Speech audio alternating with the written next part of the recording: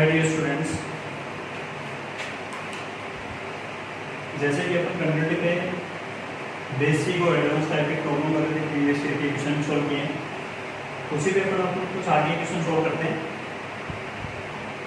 तो देखो पहला क्वेश्चन क्या दे रखा है, यदि f(x) = ये दे रखा है, ये f(x) = sin a - x/2 tan। अच्छा, फिर ये अपने को ये ग्रेटेस्ट दे रखा है, जो कैपिटल ब्रैकेट दिख रहा है वो क्या कर रहा है, ग्रेटेस्ट इंटीजर फंक्शन। ठीक है, अच्छा देन फिर ऑप्शन दिए। अच्छा, अब ये जो क्वेश्चन लिए हैं मैंने, कौन सी किस टाइप के लिए, रिमूवेबल, इरिमूवेबल, डिस्कंटिन्यूटी, ठीक है, उस टाइप के क्वेश्चन लिया था। ठीक है, प्रीवियस टाइप के अपने क्वेश्चन सॉल्व किए नहीं थे। ठीक है, तो एडवांस टाइप के इस टाइप के क्वेश्चन बहुत पूछता है। ठीक है, तो चलो स्टार्ट करते हैं। पहला क्वेश्चन क्या बोला देखो, अगले ने बोला है कि x ग्रेटर देन p ये डिफाइंड है, x लेस देन p ये डिफाइंड है। तो फिर आपके पास में अपने को बताना है कि रिमूवेबल डिस्कंटिन्यूटी है, इरिमूवेबल डिस्कंटिन्यूटी है, या फिर लेफ्ट हैंड लिमिट 0 से छोटी है या बड़ी है। ठीक है, वो चेक करना है अपने। ठीक है, चलो चेक करते हैं। तो first of all limit x tending to a plus, ठीक है, इसकी बात करते हैं पहले, a प्लस वाले की बात कर लेते हैं। चलो, तो a प्लस पे क्या मैं बोल दूं, right hand limit. Function given है sin a - x into tan greatest πx/2a। Change करते हैं थोड़ा, a प्लस बोलो या s टेंडिंग टू 0 बोलो, जहां पर अपने पास a प्लस होते हुए क्या लिखते हैं, a प्लस s लिख देते हैं। चलो, तो a plus s sine a minus h, x के लिए आपको क्या करना है,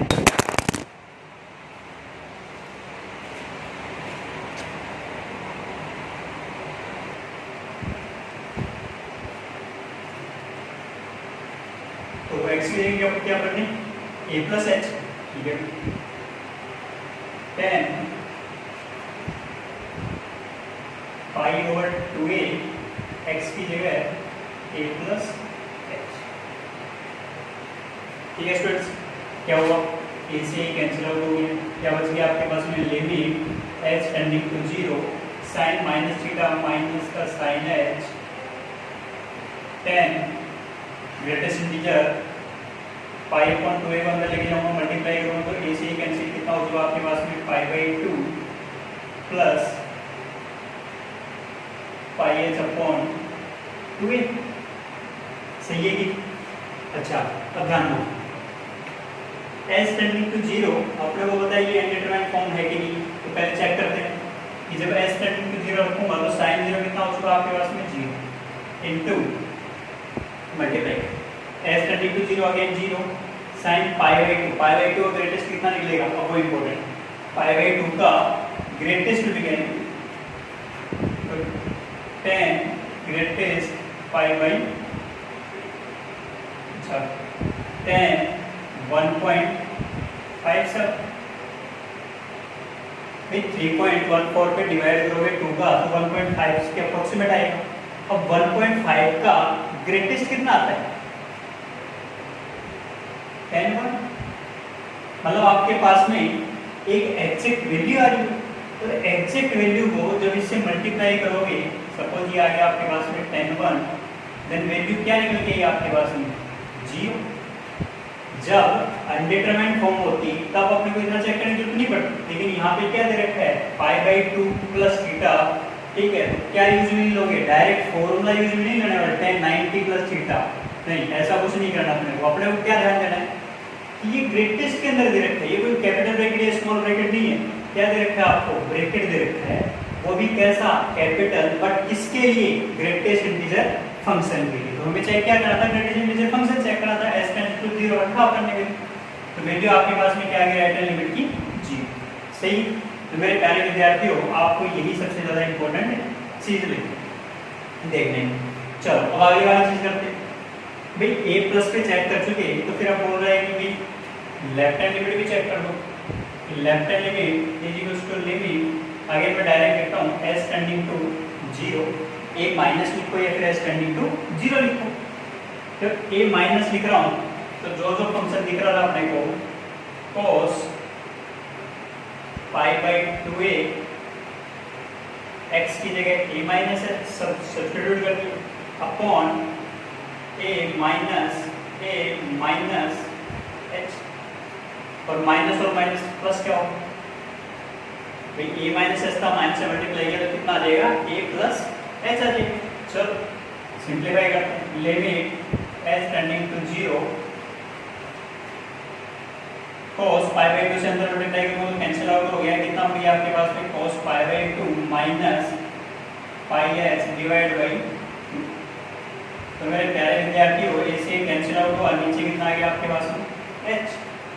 अच्छा अब बात करते हैं अपन हाँ अब यहाँ पे देखो पूरे cos को किसमें ले रखा है ग्रेटेस्ट में जबकि अंदर अपने पास तो स्मॉल ब्रैकेट है कोई दिक्कत नहीं है cos 90 minus theta cos 90 minus theta कितना हो गया sin थीटा।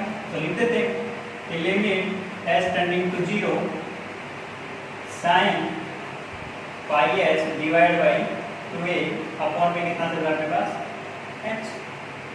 तो मेरे प्यारे विद्यार्थियों जैसे ही मैं s टेंडिंग टू 0 लिखता हूँ फॉर्म कैसी बन रही है आपके पास में sin 0 0 नीचे भी कितना है 0। इससे क्या करो L'Hospital using the L'Hospital क्या यूज में लिया हमने एल हॉस्पिटल। जैसे एल हॉस्पिटल यूज में लेता हूँ क्या बन के आता है वो लिमिट s टेंडिंग टू 0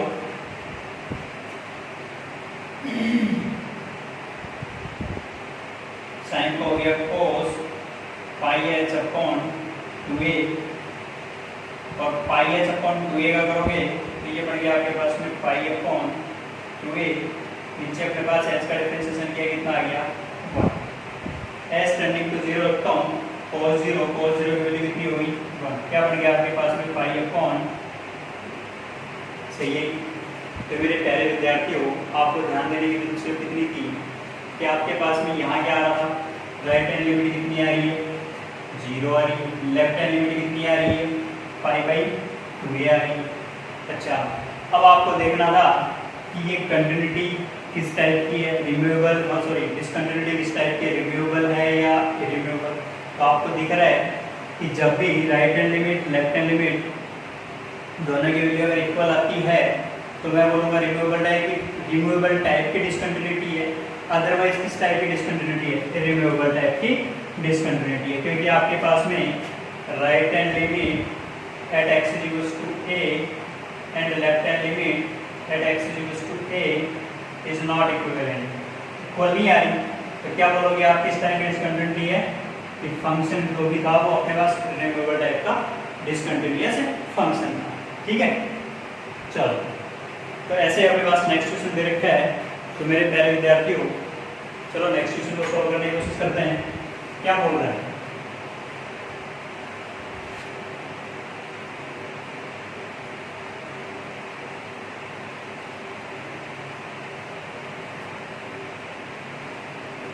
देखो क्या बोला है यदि कोई फंक्शन दे रखा है 1 for ln mod x has irremovable discontinuity।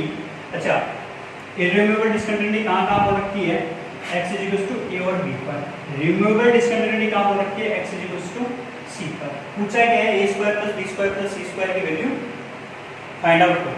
ठीक है चलो तो फर्स्ट ऑफ ऑल मैंने बोला था कि आपको ग्राफ आना चाहिए। अगर आपको ग्राफ आते हैं तो आप बहुत सी सारी चीज़ें अपने पास डायरेक्ट क्वेश्चन को सोल्व करने में मतलब इतना दिमाग लगाना पड़ेगा नहीं। ठीक है चलो सबसे पहले क्या देखें आपको पता है कि ln mod x का ग्राफ कैसे बनता है या मैं बोलूँ कि ln x का ग्राफ कैसे बनता है। ln मतलब e बेस कर रहा है ठीक है मतलब वो सबसे केस 2 ठीक है दो केस बनते हैं अभी अपने पास लॉगरिथमिक फंक्शन होता है उसके कितने केस बनते हैं दो केस बनते हैं। पहला केस क्या बनता है 0 से 1 के बीच में बेस हो या फिर बेस 1 से ज़्यादा हो। ठीक है तो अपने पास नेचुरल लॉग दे रखा है नेचुरल लॉग दे रखा है इसका मतलब आपके पास में क्या दे रखा है ई बेस दे रखा है। तो मतलब अपने पास दिखा होगा नहीं केस 2 की अपने पास यूज में आने वाला। ठीक है चलो ट्राई करते हैं। तो सबसे पहले मुझे पता है कि ln x का ग्राफ कैसे बनता है। ln x का ग्राफ कैसे बनता है, ये बन गया आपके पास में ln x का ग्राफ। ये पॉइंट हमें पता है कितना होता है 1,0। ये ग्राफ किसके लिए था, ln x के लिए। अच्छा, ln x से ट्रांसफॉर्म क्या कर रहे हो आप, x को mod ऑफ x से, x को mod ऑफ x से क्या करते थे, y एक्सिस को पकड़ो, लेफ्ट वाली चीज हटाओ। अब यहाँ पे लेफ्ट में अपने पास हटाने के लिए y एक्सिस को पकड़ा, लेफ्ट में हटाने के लिए कुछ अपने पास है नहीं, और है नहीं तो इसका मतलब राइट वाली चीज का क्या कर लो, रिफ्लेक्शन y एक्सिस में ले लो। तो आपके पास में ग्राफ कैसा बन के आ जाएगा, कुछ इस टाइप का ग्राफ बनेगा। ये पॉइंट कितना आ जाएगा, -1,0। तो मेरे प्यारे विद्यार्थियों, सबसे इंपॉर्टेंट चीज है, अगर आपको ग्राफ आते हैं तो आपको बहुत सारे कैलकुलस लगभग कैलकुलस आते हैं, ठीक है। तो देखो फंक्शन का मुझे क्या बनाना है, सिर्फ ग्राफ बनाना है। अब ध्यान दो, ये तो मैंने किसका बनाया, ln mod x का ग्राफ बनाया है। अब मुझे ग्राफ किसका बनाना है, 1/ln mod x। अच्छा, अब हमें पता है कि भी ln को दिक्कत क्या है, मतलब फंक्शन डिफाइंड कब और अनडिफाइंड कब है, परिभाषित कब और अपरिभाषित कब है। अब देखो, अगर x की वैल्यू 1 और -1 लेता हूँ, अगर x की वैल्यू 1 और -1 लेता हूँ तो वैल्यू कितनी आने वाली है, ln 1 0। 1/0 क्या हो चुका, अनडिफाइंड। सही है कि ln 0 लेने वाला, ln 0 पे वैल्यू कितनी आएगी, 1। 1/1 कितना हो चुका, 1। ठीक है। तो मेरे प्यारे विद्यार्थियों, आपको ध्यान क्या देना था,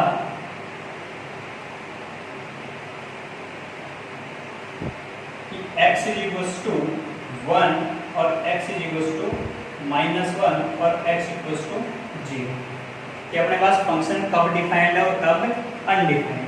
ठीक है। चलो, तो ग्राफ बनाना। अब जब मैं ग्राफ बनाऊंगा तो आपको पता है कि जब मैं -1 और 1 ले रहा हूं तो ग्राफ कैसा बनना चाहिए, अनडिफाइंड। तो डॉटेड लाइन से, और 0 पे क्या बोल रहा है, अनडिफाइंड। ठीक है, 0 पे क्या बोल रखा है, log 0। ठीक है, log 0 पे अपने पास क्या हो रहा है, वैल्यू आई नहीं। 1 रखूंगा तो ln 1 की वैल्यू 0। अगेन अपने पास कैसा बन रहा है ग्राफ, कुछ इस टाइप का ग्राफ।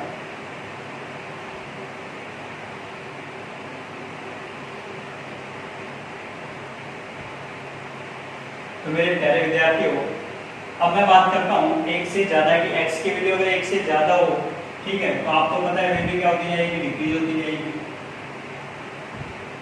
कुछ ऐसे बनेगी ग्राफ। फिर मैं बोलूँ -1 से छोटे लो तो ग्राफ कैसा बन जाएगा, कुछ इस तरीके से ग्राफ बन जाएगा। अब आपको ध्यान देना ये कि हैज इररिमूवेबल डिस्कंटिन्यूटी और हैज रिमूवेबल डिस्कंटिन्यूटी।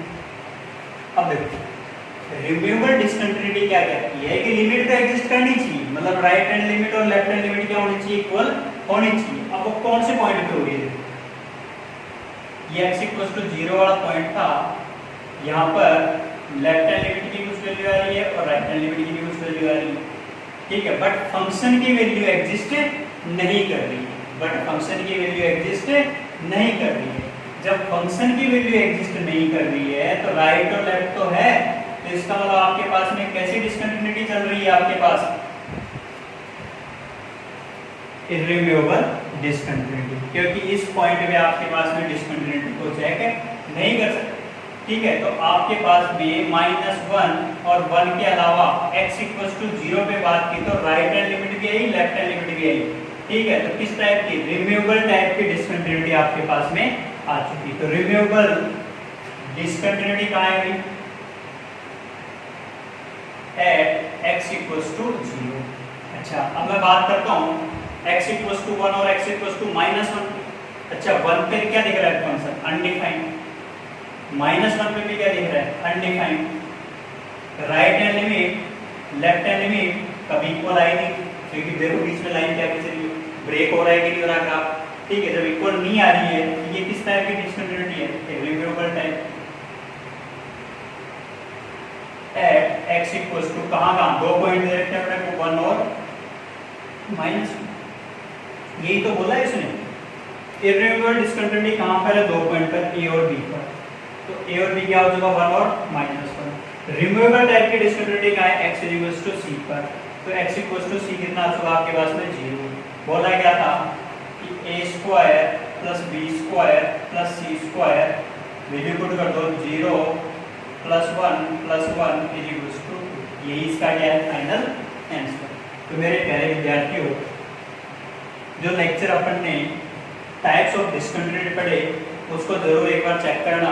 उसको चेक करने के बाद में ही आपको ये रिमूवेबल टाइप है, ये रिमूवेबल टाइप है, ठीक है, वो चीज़ों का अपने को पता लगेगा। ठीक है, चलो नेक्स्ट क्वेश्चन सॉल्व करते हैं। नेक्स्ट क्वेश्चन क्या कहता है?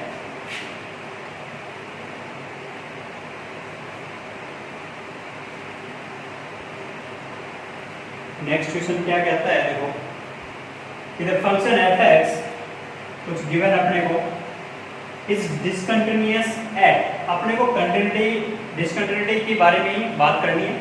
बोला क्या अगले ने कि जो भी फलन दे रखा है या फंक्शन दे रखा है वो कहाँ डिसकंटिन्यूअस है, ये पूछा है। अच्छा, अब मेरे प्यारे विद्यार्थियों थोड़ा ध्यान देना, क्वेश्चन लॉजिकल क्वेश्चन है। बोला है फ्रैक्शनल पार्ट x sin पाई ग्रेटेस्ट x। ठीक है, एक फ्रैक्शनल पार्ट फंक्शन भी दे रखा है और एक ग्रेटेस्ट पार्ट फंक्शन भी दे रखा है। ठीक है, तो मेरे प्यारे विद्यार्थियों थोड़ा ध्यान दो कि आपको पता है कि ग्रेटेस्ट x की जो भी रेंज आती है वो क्या आती है? इंटीजर। कि ग्रेटेस्ट पार्ट फंक्शन की जो रेंज आती है या ग्रेटेस्ट इंटीजर फंक्शन की जो रेंज आती है वो कैसी आती है? इंटीजर। अब हमें पता है कि यहाँ पे साइन n पाई जैसा कुछ दिख रहा है और n बिलोंग्स टू क्या है? इंटीजर। तो साइन n पाई तो हमेशा ये वैल्यू क्या देगा? 0। और फ्रैक्शनल x की वैल्यू क्या आती है भाई? फ्रैक्शनल x की वैल्यू तो 0 से लेके, अबे ये भी पता है अभी हमें कि फ्रैक्शनल x की वैल्यू कहाँ से कहाँ तक आती है? 0 से लेके 1 के बीच में। अब 0 से 1 के बीच में आए तो भी एक वैल्यू ही ना, एक फाइनाइट वैल्यू आएगी। अब उस फाइनाइट वैल्यू को जब भी आप इस 0 से मल्टीप्लाई करोगे तो क्या निकल के आएगा? ऑलवेज 0। इसका मतलब क्या हुआ कि f(x) की वैल्यू आपके पास में क्या आ रही है? 0। इसका मतलब क्या हुआ कि y = 0। ठीक है, तो मेरे प्यारे विद्यार्थियों थोड़ा ध्यान देना, किया क्या है? क्वेश्चन को अपने को सोल्व करने की जरूरत नहीं है, सिर्फ लॉजिकल उस क्वेश्चन को समझने की जरूरत है। बोला क्या है कि sine pi greatest x, greatest x क्या होता है अभी? इसकी रेंज जो निकलेगी वो तो इंटीजर निकलेगी। इंटीजर इनटू पाई, यहाँ ऑलवेज साइन के लिए क्या होता है? 0 होता है। तो ये 0 है, ये आपके पास में 0 से लेके 1 आ रहा है, इसको मल्टीप्लाई करोगे फाइनाइट वैल्यू को 0 से, तो निकलेगा क्या? हमेशा 0 निकलेगा। तो इसका मतलब x = क्या आ चुका आपके पास में? 0 आ चुका। y = क्या आ चुका? 0 आ चुका। अगर मैं ग्राफ ड्रॉ करता हूं तो ये y = 0 वाली लाइन तो है, ये जो लाइन दे रखी है ये क्या दे रखी है? y = 0 वाली लाइन। अच्छा, अब y = 0 वाली लाइन ये है क्या? x बिलोंग्स टू तो क्या चल रहा है? रियल। अच्छा, तो ये क्या ये लाइन कहीं पर ब्रेक हुई है क्या? x की ऐसी कोई वैल्यू आई है जिससे ये लाइन टूट रही हो? ऐसे तो कोई वैल्यू ही नहीं है ये, क्योंकि ये तो हमेशा क्या दे रखा है? y = 0 चलेगी लाइन। सही है, क्योंकि कांस्टेंट फंक्शन का ग्राफ तो पढ़ा है ना अपन ने, तो ये कांस्टेंट फंक्शन तो है 0, y = 0। इसका मतलब आपके पास में ऐसा कोई पॉइंट है ही नहीं, ऐसा कोई x की वैल्यू है ही नहीं जिसके लिए क्या दिखा रहा हूँ? डिसकंटिन्यूटी। तो क्या ऑप्शन कौन सा हो गया? पहला गलत, दूसरा गलत, नो x, ऐसा कोई x है ही नहीं जहां पर ये क्या दे रहा हो?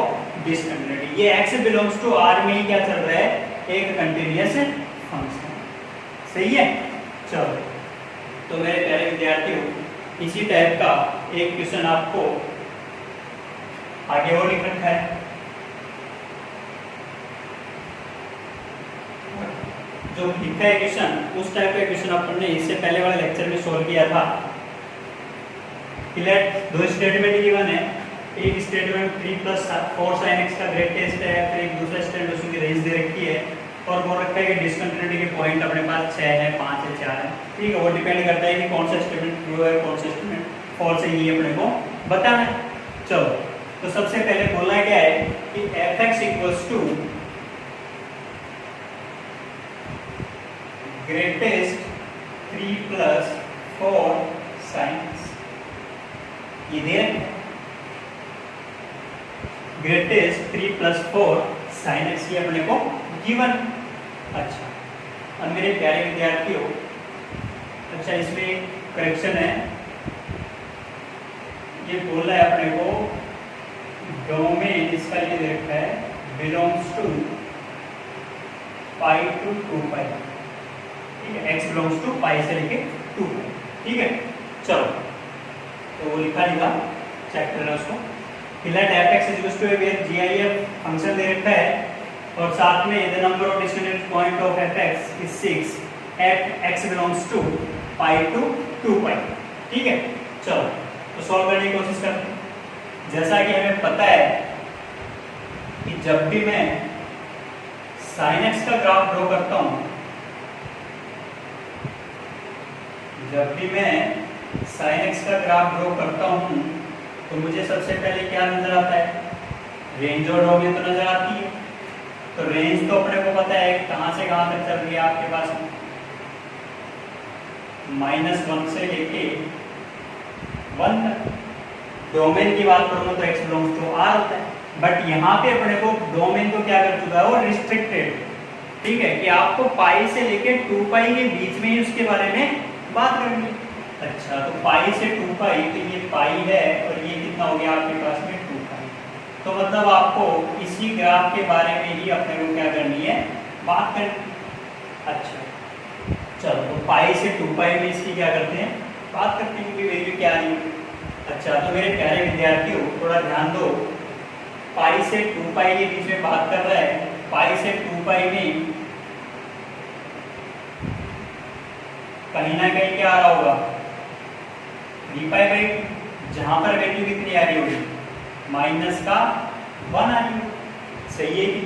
अच्छा, तो मेरे प्यारे विद्यार्थियों अपने को पाई से 2π में ही बात करनी थी। तो पाई से 2π में sin x की रेंज क्या चल रही है, sin x की रेंज क्या चल रही है, इसके लिए पाई से 2π डोमेन के लिए, पाई से 2π डोमेन के लिए मिनिमम वैल्यू -1 आ रही है और मैक्सिमम वैल्यू कितनी आ रही है, 0। जैसा कि हमने प्रीवियस ईयर के क्वेश्चंस में सॉल्व किया है, जो एडवांस में आया हुआ था, सेम उसी पैटर्न पे क्वेश्चन था। ये चीज अपन ने वहां पे x के लिए सॉल्व की, यहाँ पर -1 से लेके 0 sin x के लिए सॉल्व करेंगे और इस वाली चीज से क्या बनाने की कोशिश करेंगे, जो हमें फंक्शन दे रखा है वो फंक्शन बनाने की कोशिश करेंगे। अच्छा, तो अब वो फंक्शन क्या बन रहा है, ध्यान दो, इससे मल्टीप्लाई कर दो 4 से, तो 4 से मल्टीप्लाई किया, -4 ≤ 4 sin x ≤ 0 + 4 4। ठीक है, इस सॉरी ये मल्टीप्लाई किया तो कितना उसका 0। 4 से क्या कर दिया अपन ने, मल्टीप्लाई। पॉजिटिव नंबर से मल्टीप्लाई करेंगे, नेगेटिव में कोई फर्क नहीं पड़ने वाला। चलो फिर अपन बात करते हैं, अपने को और क्या चाहिए, एक 3 और चाहिए। तो 3 को क्या करना है, ऐड। तो -4 + 3 -1 ≤ 3 + 4 sin x ≤ 3। तो मेरे प्यारे विद्यार्थियों आपको ये समझ में आ रहा है कि -1 से 3 में 3 + 4 sin x की वैल्यू कितनी आ रही है, -1 से 3 के बीच में। अच्छा, अब हमें इसका ये पता है कि अगर मैं यहाँ पे ग्रेटेस्ट लेता हूँ तो -1 का ग्रेटेस्ट कितना आएगा, -1 ≤ ग्रेटेस्ट 3 + 4 sin x ग्रेटेस्ट ≤ 3 का भी ग्रेटेस्ट कितना आएगा, 3 है। अब इसमें अपन बात करते हैं, जैसे कि प्रीवियस ईयर वाले क्वेश्चन में सोल्व करने के किया था, कि यहाँ पर इंटीग्रल वैल्यूज कितनी है, इंटीग्रल वैल्यूज, क्योंकि अपने को पता है कि ग्रेटेस्ट इंटीजर के अंदर कुछ भी हो, रेंज हमेशा क्या निकलेगी आपके पास में, एक इंटीग्रल या इंटीजर वैल्यू निकलेगी। अच्छा, अब इंटीग्रल या इंटीजर वैल्यू है तो -1 से 3 में ऐसी कौन कौन सी वैल्यूज है? तो एक तो -1 ही हो गया, तो रेंज बोलूंगा तो रेंज कितनी आ रही है भाई? -1 आ रही है, 0 आ रही है, 1 आ रही है, 2 आ रही है और 3 आ रही है। तो आपके पास में इसी से अपने को डायरेक्ट एक चीज तो हो चुकी कि स्टेटमेंट 2 क्या है? ट्रू है। Statement 2 is correct statement. तो इसका मतलब आपके पास में एक चीज तो आपने सोल्व कर। अब बात करते हैं कि भाई आपने ये चीज तो सोल्व कर दी। अच्छा, अब पाई से 2 पाई के बीच में हमें ये कहाँ डिसकंटिन्यूअस है ये और बता दो। तो जैसा कि अपने प्रीवियस ईयर वाले क्वेश्चन में सॉल्व करने पे किया था, सेम वैसा ही लॉजिक यहाँ लगाने वाले। क्या करूंगा कि ग्रेटेस्ट 3 + 4 sin x की वैल्यू कितनी कितनी आ रही है? -1 आ रही है। ग्रेटेस्ट 3 + 4 sin x की वैल्यू कितनी आ रही है? 0 आ रही है। ग्रेटेस्ट 3 + 4 sin x की वैल्यू कितनी आ रही है आपके पास में? 1 आ रही है। ग्रेटेस्ट 3 + 4 sin x की वैल्यू कितनी आ रही है आपके पास में? 2 आ रही है। ग्रेटेस्ट 3 + 4 sin x की वैल्यू कितनी आ रही है आपके पास में? 3 आ रही है। इसके लिए इंपॉर्टेंट चीज क्या है कि ये जो चीज आ रही है वो किस पॉइंट्स के लिए आ रही है, मतलब x की वैल्यूज क्या है, तो वो x की वैल्यूज फाइंड आउट अपने को करनी। और उसी के लिए अपने पास पाई से लेके 2 पाई में sin x y या मैं बोलूँ कि 3 + 4 sin x का क्या बनाएंगे? ग्राफ बनाएंगे। तो मेरे प्यारे विद्यार्थियों, जैसा कि आपको पता है 3 + 4 sin x की वैल्यू अगर -1 है तो आपको ये पता चल गया कि -1 less than equals to 3 + 4 sin x less than 0। कि 3 + 4 sin x -1 से 0 में हमेशा वैल्यू क्या देगा? -1। सिंप्लीफाई कर दो इसको। जैसे सिंप्लीफाई करता हूँ 3 को क्या करने वाला हूँ? ऐड करने वाला हूँ, तो ये हो गया 2 less than equals to subtract करने वाले हैं क्योंकि 3 से 3 कैंसिल आउट करने से कितना हो गया? -4 लेस देन इक्वल्स टू 3 से -3 cancel out 4 sin x less then -3। जैसे ही अपने पास ये आया 4 से डिवाइड किया तो -1 less than equals to sin x less than -3/4। इस sin x की वैल्यू -1 से -3/4 के बीच में आई, तो फिर x की वैल्यूज कुछ ना कुछ तो पॉसिबल होगी। अच्छा, सेम यही लॉजिक कहाँ लगाना है अपने को? नेक्स्ट 2 से लेके 5 में लगाना है। अब इम्पोर्टेंट चीज ये है कि ये पॉइंट्स क्या बनेंगे। तो मेरे प्यारे विद्यार्थियों, अब मैं इसका ग्राफ ड्रॉ करने की कोशिश करता हूँ। आप इन चारों पॉइंट्स को और सॉल्व करोगे sin x की फॉर्मेट में, और sin x की फॉर्मेट में अपने पास एक ऐसी इनइक्वालिटी बना के लाओ, उसी को अपने को क्या बनाना है। चलो, मैं थोड़ी देर के लिए इस ग्रेटेस्ट वाली चीज को भूल जाता हूँ। फंक्शन कैसा दिख रहा है? y = 3 + 4 sin x। सही है कि? चलो, तो मेरे प्यारे विद्यार्थियों, अगर मैं बात करूं पॉइंट्स की, तो ये पॉइंट कितने बनने वाले हैं? बस यही अपने को ध्यान देना है कि -1 -2 -3 -4, ये हो गया आपके पास में 0 और ये हो गया आपके पास में 1। सही। चलो, तो अपन बात करते हैं कि जब sin x की वैल्यू 0 होगी तब आपके पास ग्रेटेस्ट वैल्यू 3 से 3 होगी, मतलब पाई से 2 पाई के बीच में अपने को क्या बनाना है? ग्राफ बनाना है। अच्छा, पाई से 2 पाई के बीच में जब ग्राफ बनाओगे तो अपने को ग्राफ कौन सा बनाना है? y = 3 + 4 sin x का। y = 3 प्लस 4 साइन एक्स का ग्राफ। तो फिर ये हो गया y minus 3 is equals to 4 sine X का ग्राफ। फिर मैं बोल दूं कि y minus 3 upon 4 is equals to sine X का ग्राफ। ठीक है, इसका मतलब आपको ये वाला ग्राफ बना के लाना है। ठीक है, वो आपने ट्रांसफॉर्मेशन ऑफ ग्राफ पढ़ रखा है तो वो उससे आप बनाओगे।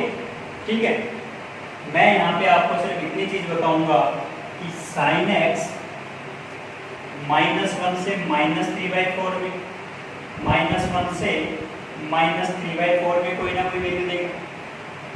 -1 से तो आपके पास में जो ग्राफ बनेगा ये ऐसा कुछ बन के आएगा। ठीक है, -1 से 1 के बीच में बनेगा साइन एक्स का ग्राफ। बट ये यहाँ पे y इक्वल्स टू 3 से क्या कर चुके हो, रिप्लेसमेंट। ठीक है, तो आपके पास में जो डिसकंटिन्यूटी वाले पॉइंट बनेंगे वो कितने आएंगे। ठीक है, तो आप चेक करोगे, चेक करने पे आपको दिख जाएंगे। पहला पॉइंट, दूसरा, तीसरा, चौथा, पांचवा, छठवा, सातवां और आठवां। टोटल 8 पॉइंट आएंगे अपने पास। ठीक है, जैसा आपने प्रीवियस ईयर के क्वेश्चन में सॉल्व किया था। मैं ये आपके लिए होमवर्क छोड़ रहा हूँ कि क्वेश्चन आपके पास में समझ में आना जरूरी है। ग्राफ आप ड्रॉ कर सकते हो यूजिंग ट्रांसफॉर्मेशन, उसमें कोई डाउट नहीं है। ट्रांसफॉर्मेशन आपको सिखा रखी है। इंपॉर्टेंट चीज थी ग्रेटेस्ट इंटीजर फंक्शन का ग्राफ कैसे बनाते हैं, तो वो मैंने प्रीवियस ईयर वाले लेक्चर में करवाया है। तो प्रीवियस ईयर के जो क्वेश्चन करवाए थे उन्हीं में मैंने आपको यहाँ पे ग्रेटेस्ट इंटीजर फंक्शन का ग्राफ कैसे बनाते हैं वो भी सिखाया है। ठीक है, याद हो तो आपको पता होगा ऐसे कुछ बनाया था अपन ने, ये इंक्लूड होगा, ये इंक्लूड नहीं होगा, ऐसे कुछ करके बताया था मैंने आपको। सही है, तो उसको ट्राई करना। ये आपके लिए होमवर्क है। मैं आपको बता रहा हूँ कि इसके ऊपर पॉइंट कितने आएंगे, 8 पॉइंट आएंगे डिस्कंटिन्यूटी के। जब 8 पॉइंट डिस्कंटिन्यूटी के हैं, जबकि बोला क्या है डिस्कंटिन्यूटी एट 6 पॉइंट, तो स्टेटमेंट फर्स्ट क्या है, ट्रू तो नहीं है। तो स्टेटमेंट 1 फॉल्स स्टेटमेंट है और स्टेटमेंट 2 राइट स्टेटमेंट है। ठीक है, चेक करने का तरीका मैंने आपको बता दिया है कि 3 + 4 sin x = -1, 0, 1, 2, 3। और यहाँ पे आपके पास में sin x की वैल्यूज दे रखी है। ग्राफ कैसे बनाओगे, इससे बनाओगे। सही है, थोड़ी देर के लिए क्या करना, आप उस चीज़ को भूल जाना कि ये ग्रेटेस्ट फंक्शन दे रखा है ग्राफ बनाते टाइम पे। ठीक है, लास्ट में याद करना कि हाँ इस वाली चीज़ को सोल्व कैसे करते हैं। तो ये सोल्व करने का मैंने एक तरीका बता दिया। ये आपके लिए होमवर्क है। ये 6 पॉइंट कौन कौन से थे ये आप उसको डिसाइड करो। ठीक है, तब तक के लिए धन्यवाद। और नेक्स्ट वाले लेक्चर में अपन थ्योरम ऑफ कंटिन्यूटी डिस्कस करेंगे और जितने ज़्यादा क्वेश्चन हो सके उतने क्वेश्चन सोल्व करने की कोशिश करो। और मैं मानता हूँ कि आप अननोन नंबर वाले क्वेश्चन तो सोल्व कर सकते हो। ए फाइंड आउट करना, बी, पी, क्यू, आर, ये तो फाइंड आउट करने वाले क्वेश्चन कर ही सकते हो। और मैं बोलता हूँ कि आप ट्राई करो कौन से क्वेश्चन अब फ्रैक्शनल पार्ट के फंक्शन के जो अपन ने करके दिखाया अभी। ठीक है, इंटीजर टाइप के फंक्शन के क्वेश्चन, उन क्वेश्चन को सोल्व करने की कोशिश करो क्योंकि उन्हीं में आपको डाउट आएगा। ठीक है, थैंक यू वेरी मच।